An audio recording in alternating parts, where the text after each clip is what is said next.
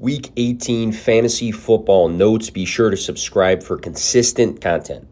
We may have just seen A.J. Green ride off into the sunset. He had a great week, but he's 34, going to be a free agent, might retire.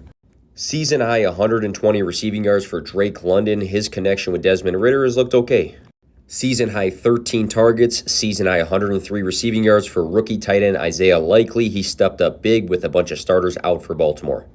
After 4 straight weeks not looking like Stefon Diggs looked like Stefon Diggs. In Week 18, he caught 7 balls for 104 receiving yards and a touchdown. Cole Kmet finished on a high note with a touchdown. He had a good game. Chicago has plenty of money and draft capital coming into 2023, but he should be a good part of that team still. Ja'Marr Chase absolutely balled out, catching 8 of his 13 targets. He scored a touchdown versus Baltimore.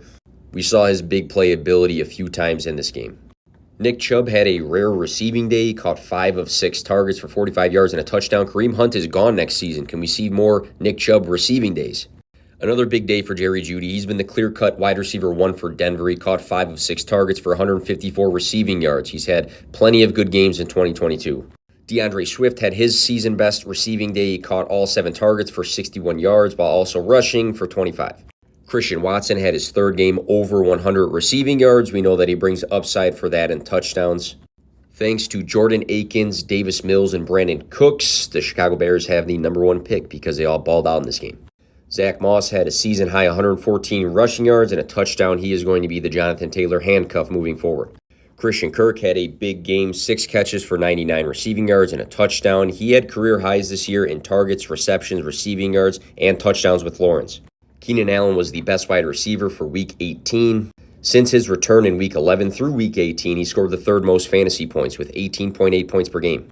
3rd consecutive game over 100 rushing yards for Cam Akers. Alexander Mattison stepped in for a banged-up Dalvin Cook. He scored 2 touchdowns, which is important because he's going to be a free agent in this offseason. 119 targets, over 1,000 receiving yards for rookie Chris Olave. He finished on a good note.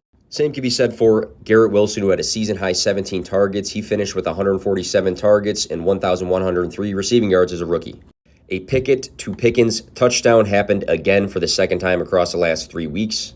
Tyler Lockett scored his 9th touchdown of the season. If you ask who has been the most underrated wide receiver this year, it's probably him. Across George Kittle's last 4 games played, he has 7 receiving touchdowns. Him and Brock Purdy have had a great connection.